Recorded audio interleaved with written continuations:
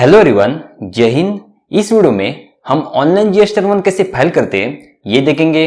तो ये वीडियो देखने के बाद आपकी जीएसटी R1 की जो कंसेप्ट है वो क्लियर हो जाएगी, क्योंकि इस वीडियो में हम जीएसटी R1 के हर एक टैब और हर एक टेबल के बारे में A to Z इंफॉर्मेशन देखेंगे।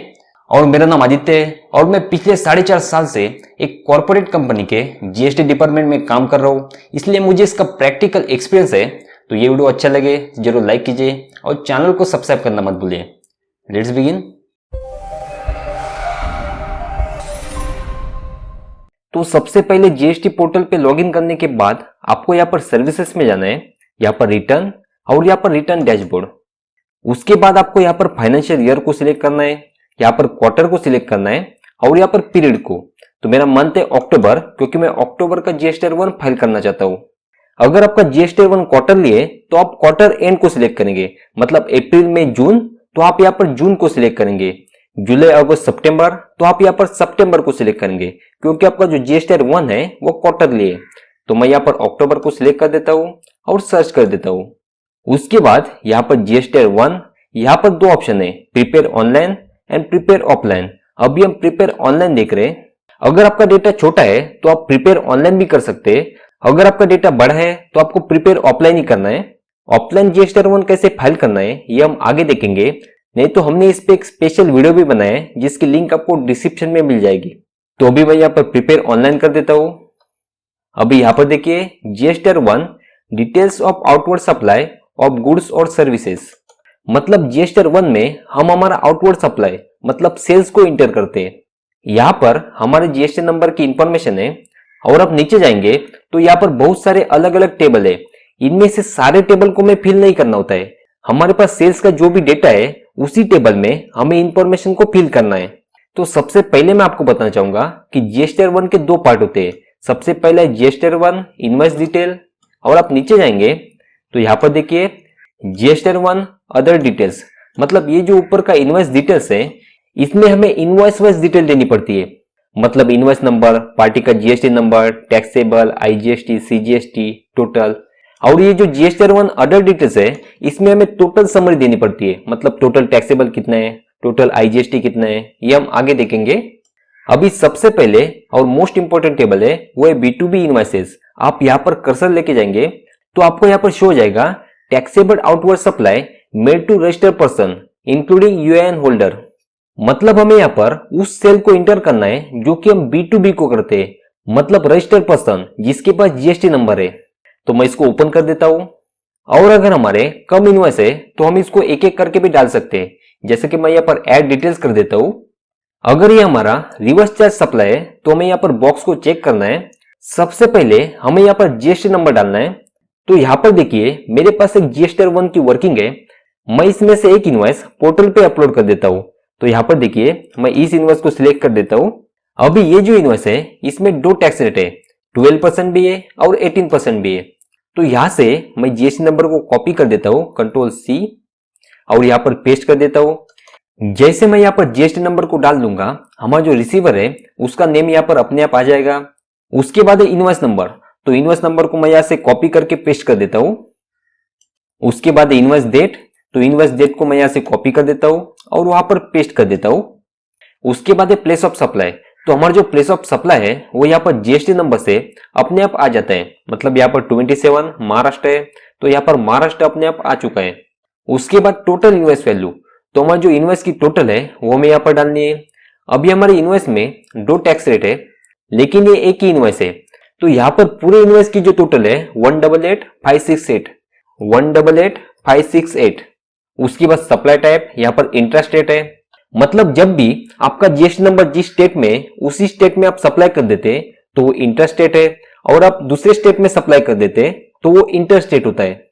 अभी मैं नीचे जाता हूं तो यहाँ पर आइटम डिटेल्स, यहाँ पर रेट, टैक्सेबल वैल्यू, और यहाँ पर जो अमाउंट ऑफ टैक्स है वो आपके जीएसटी नंबर के बेस पर यहाँ पर प्लेस ऑफ सप्लाई आ जाता है, और प्लेस ऑफ सप्लाई के बेस पर यहाँ पर आईजीएसटी या फिर सीजीएसटी एसजीएसटी ऑटोमेटिक कैलकुलेट होता है। तो मेरे पास यहाँ पर 12% है और 18% है, तो 12% की जो टैक्सेबल है 3975 वो मैं यहाँ पर डाल देता हूँ 3975, और 18% की जो टैक्सेबल है 156,030। 156,030। तो यहाँ पर देखिए CGST और SGST ऑटोमेटिक कैलकुलेट हुआ है 238.50, 238.50, 1.042.70, 1.042। उसके बाद हमें यहाँ पर सेव करना है। तो यहाँ पर देखिए हमारा जो इनवॉइस है वो यहाँ पर सेव हो चुका है। अगर इसमें कोई प्रॉब्लम है तो आपको यहाँ पर शो हो जाएगा। इस तरह से अगर आपके कम इनवॉइस है तो आप एक एक करके अपलोड कर सकते हैं। अभी मेरे इस इनवॉइस में 2 टैक्स रेट है। अगर आपके पास 2 से ज्यादा है या फिर एक ही टैक्स रेट है तो जो भी है आप यहाँ पर डाल सकते हैं। अभी मैं यहाँ से बैक जाता हूँ।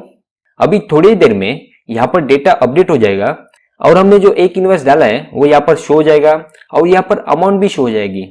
उसके बाद सेकंड जो टेबल है वो 5A, 5B, B2C large invoice.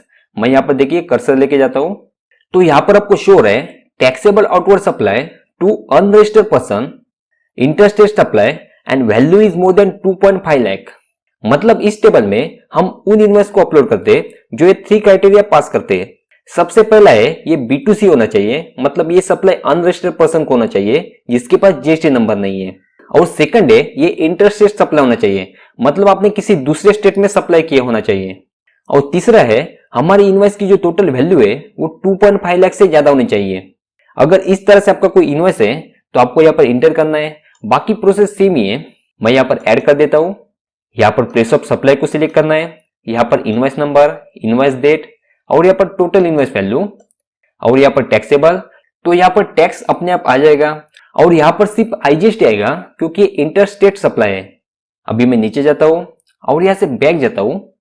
उसके बाद यहाँ पर 9B है credit and debit note register, मतलब जो भी B2B इनवॉइस हम यहाँ पर अपलोड करते हैं उसके अगेंस्ट कोई क्रेडिट या डेबिट नोट है तो हम यहाँ पर इंटर करते हैं। मैं इसको ओपन कर देता हूँ। यहाँ पर ऐड डिटेल्स।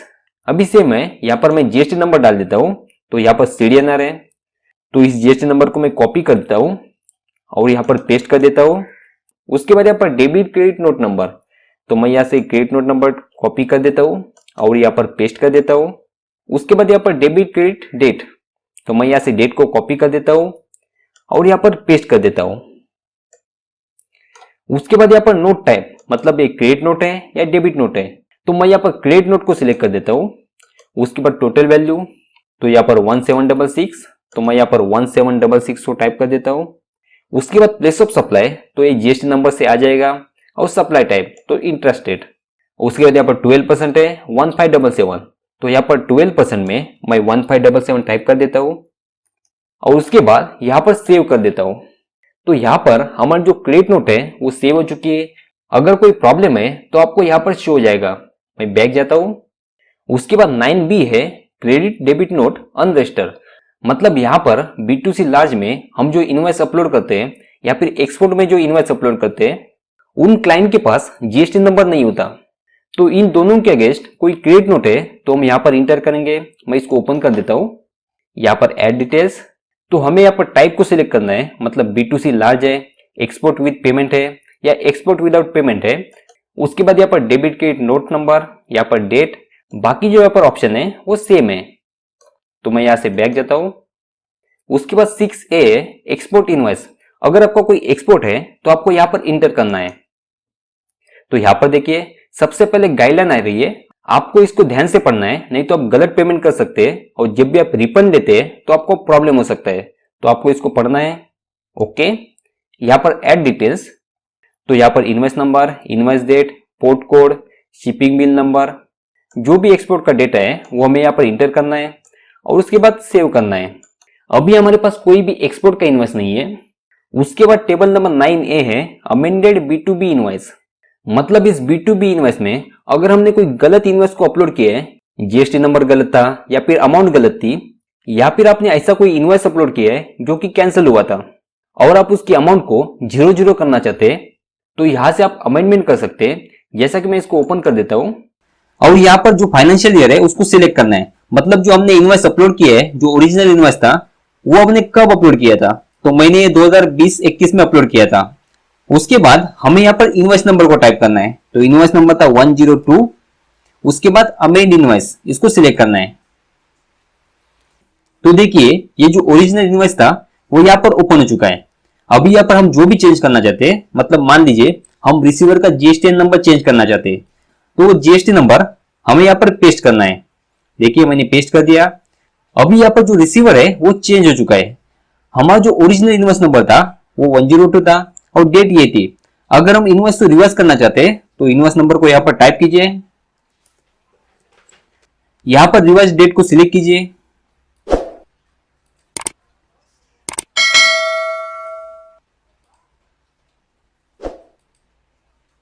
उसके बाद अगर आप अमाउंट को चेंज करना चाहते हैं तो यहाँ पर टोटल अमाउंट को भी चेंज कर सकते हैं आप। मैं यहाँ पर एग्जांपल के लिए चेंज कर देता हूं।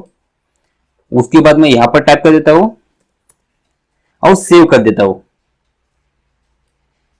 देखिए हमारा जो ओरिजिनल इनवॉइस था वो यहाँ पर अमेंड हो चुका है।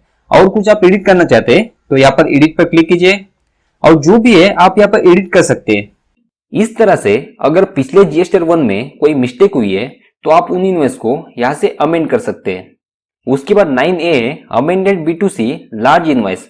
मतलब हमने यहाँ पर जो B2C लार्ज इनवॉइस को अपलोड किया था, अगर हम उसको अमेंड करना चाहते हैं तो यहाँ से हम उनको अमेंड कर सकते हैं। उसके बाद 9A अमेंडेड एक्सपोर्ट इनवॉइस। हम यहाँ पर जो एक्सपोर्ट इनवॉइस को अपलोड करते हैं, इनको अगर हम अमेंड करना चाहते हैं तो हम यहाँ से अमेंड कर सकते हैं। तो बाकी जो अमेंडमेंट की प्रोसेस है वो सेम ही है। आपको फाइनेंशियल ईयर और ओरिजिनल इनवॉइस को डालना है। इसके बाद 9C है amended credit debit note registered. मतलब यहाँ पर टेबल नंबर 9B में हम क्रेडिट डेबिट नोट डालते हैं। इनको अगर हम अमेंड करना चाहते हैं तो यहाँ से हम उनको अमेंड कर सकते हैं। उसके बाद 9C है amended credit debit note unregistered. मतलब यहाँ पर 9B में हम क्रेडिट डेबिट नोट अनरजिस्टर्ड डालते हैं। अगर हम इनको अमेंड करना चाहते हैं तो यहाँ से हम उनको अमेंड कर सकते हैं। उसके बाद सेकंड पार्ट है जीएसटी 1 अदर डिटेल्स।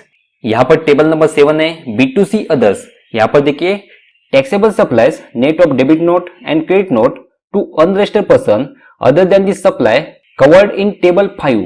मतलब यहाँ पर B2C लार्ज में जो भी हमारा B2C सप्लाई कवर नहीं होता वो हमें यहाँ पर डालना है।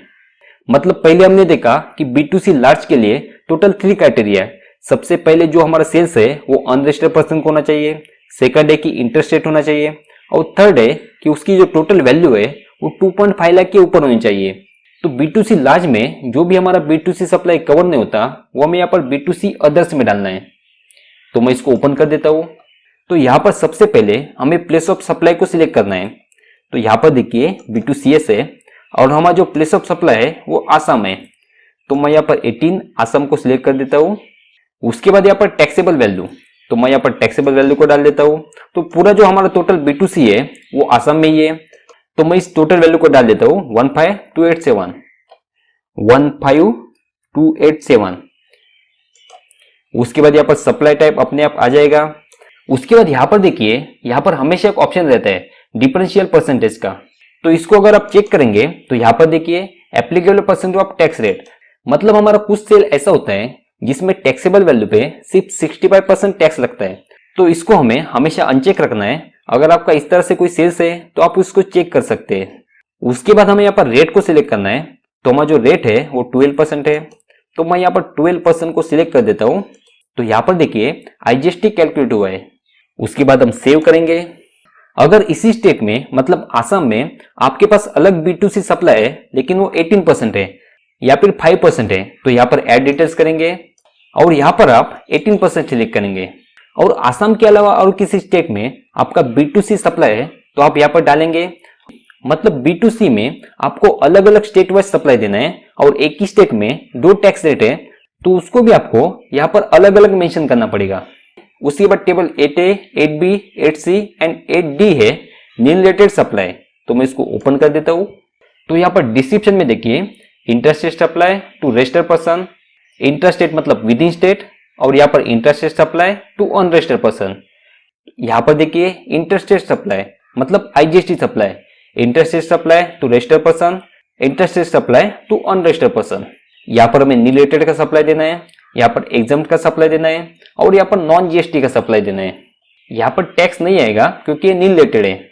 तो नील रिलेटेड मतलब क्या होता है, जो GST होता है वो 0% अट्रैक्ट करता है, जैसे कि ग्रेन्स है, सेल्ट है। और एग्जाम्प्टेड मतलब क्या होता है, वो बेसिक इसेंशियल होता है। मतलब गवर्नमेंट जो इसेंशियल सप्लाई है उस पर GST चार्ज नहीं करता, जैसे कि ब्रेड है, फ्रेश फ्रूट है, मिल्क है, कर्ड है। और जीरो रेटेड मतलब क्या होता है, supply made to overseas and to special economic zone. मतलब मेनली जो एसईजेड डेवलपर होता है वो यहाँ पर जीरो रेटेड में आता है।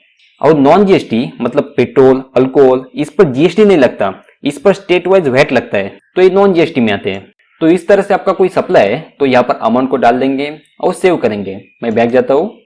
उसके बाद टेबल नंबर 11A 1 है और 11A 2 है, टैक्स लायबिलिटी एडवांस रिसीव्ड। मतलब हमारा कोई ऐसा सेल्स है जो अभी तक कंप्लीट नहीं हुआ है लेकिन उस पर हमने कोई एडवांस को रिसीव किया है, तो हमें उस पर भी जीएसटी पेमेंट करना होता है। तो इस तरह से अगर आपने कोई एडवांस रिसीव किया है तो आपको यहाँ पर मेंशन करना पड़ेगा, यहाँ पर ऐड स्टेट वाइज डिटेल, और यहाँ पर आपको स्टेट सिलेक्ट करना है। उसके बाद ग्रॉस एडवांस रिसीव्ड और यहाँ पर टैक्स आ जाएगा। उसके बाद 11B1 और 11B2 एडजस्टमेंट ऑफ एडवांस। अगर आपने प्रीवियस पीरियड में कोई एडवांस रिसीव किया था और आपने यहाँ पर शो किया था और अभी आप उसको एडजस्टमेंट करना चाहते हैं तो आप यहाँ से उसको एडजस्ट कर सकते हैं। उसके बाद टेबल नंबर 12 है HSN wise summary of outward supply. अभी जो एचएसएन वाइज समरी है वो अभी कंपलसरी है, मतलब आपका टर्नओवर 5 करोड़ के नीचे है तो आपको 4 डिजिट में एचएसएन कोड देना है, और 5 करोड़ के ऊपर है तो आपको 6 डिजिट में एचएसएन कोड को देना है। तो मैं यहाँ से इसको ओपन कर देता। तो यहाँ पर हमें एचएसएन कोड को डालना होता है। जैसा कि देखिए यहाँ पर जो आप एचएसएन कैलकुलेट करेंगे वो इस तरह से होगा, मतलब B2B supply plus B2C supply minus CDNR। मतलब B2B एंड B2C जो हमारा आउटवर्ड सप्लाई होता है उसमें हमें क्रेडिट नोट के अमाउंट को माइनस करना है और डेबिट नोट के अमाउंट को प्लस करना है। तो एग्जांपल के लिए मैं यहाँ पर इसको कॉपी कर देता हूँ और यहाँ पर पेस्ट कर देता हूँ। उसके बाद यहाँ पर डिस्क्रिप्शन, तो इसको कॉपी करके मैं यहाँ पर पेस्ट कर देता हूँ। उसके बाद UPC, तो यहाँ पर नंबर में है तो मैं यहाँ पर NOS सिलेक्ट करता हूँ। उसके बाद है टोटल क्वांटिटी, तो टोटल क्वांटिटी 136 है तो मैं यहाँ पर 136 डाल देता हूँ। उसके बाद टैक्सेबल वैल्यू, तो मैं यहाँ पर टैक्सेबल वैल्यू को 187,800। उसके बाद रेट, तो रेट 18% है। यहाँ पर IGST, तो IGST कुछ भी नहीं है। CGST है 16902 और SGST 16902, तो मैं यहाँ पर डाल देता हूँ। तो यहाँ पर IGST में मैं 0 डालता हूँ और CGST में 16902 और SGST में 16902, सेज में 0 और ऐड कर देता हूँ। तो यहाँ पर देखिए हमारा HSN ऐड हो चुका है। इस तरह से जितने भी HSN कोड की सप्लाई है उसकी टोटल अमाउंट को आपको यहाँ पर डालना है। इसको ऑफलाइन टूल के जरिए कैसे डालना होता है ये हम आगे देखेंगे, नहीं तो हमने इस पे एक स्पेशल वीडियो बनाई है जिसकी लिंक आपको डिस्क्रिप्शन में मिल जाएगी। यहाँ पर GST प्लेलिस्ट में जाकर आप उसको देख सकते हैं। मतलब नीचे जो चैनल है उस पर आपको क्लिक करना है। उसके बाद आप चैनल पे जाएंगे और ऊपर जो टैब है उसमें आपको प्लेलिस्ट का टैब मिल जाएगा, उसमें GST की प्लेलिस्ट मिल जाएगी, वहां पर आप जाके देख सकते हैं। उसके बाद टेबल नंबर 13 है डॉक्यूमेंट इशूड। मतलब जो भी इनवॉइस नंबर इशू किए या फिर क्रेडिट नोट इशू किए, डेबिट नोट इशू किए, उसका सीरीज आपको यहाँ पर देनी है। मतलब यहाँ पर देखिए आउटवर्ड सप्लाई में फ्रॉम टू टोटल इशू कितने किए, कैंसिल कितने हैं और टोटल नेट कितने हैं। और क्रेडिट नोट में फ्रॉम टू टोटल इतने इशू किए, कैंसिल में 0 है और टोटल 1 है। तो हमें यहाँ पर ऐड करना है। सबसे पहले इनवॉइस फॉर आउटवर्ड सप्लाई, तो मैं ऐड करके दिखाता हूँ। तो फ्रॉम इसको मैं कॉपी कर देता हूँ और यहाँ पर पेस्ट कर देता हूँ और 2 में 1355, टोटल कितने इशू किए तो 12 इशू किए, कैंसिल कितने तो कैंसिल 0 है, तो नेट इशू जो है वो 12 आ जाएंगे। यहाँ पर invoice for inward supply from unregistered person, मतलब कोई RCM है तो यहाँ पर रिवाइज इनवॉइस, यहाँ पर डेबिट नोट, क्रेडिट नोट, तो ये सब ऐड करने के बाद आपको यहाँ पर सेव करना है। उसके बाद table number 11A amended tax liability advance received. मतलब यहाँ पर table number 11A tax liability advance received, जो भी हमने एडवांस रिसीव किए हैं वो हम यहाँ पर डालते हैं। उसमें कोई अमेंडमेंट करना है तो हम यहाँ से उसको अमेंड कर सकते हैं। उसके बाद 11B amendment of adjustment of advance. मतलब टेबल नंबर 11B में हम एडवांस की एडजस्टमेंट कर देते हैं, उसमें कोई अमेंडमेंट करनी है तो आप यहाँ से अमेंडमेंट कर सकते हैं।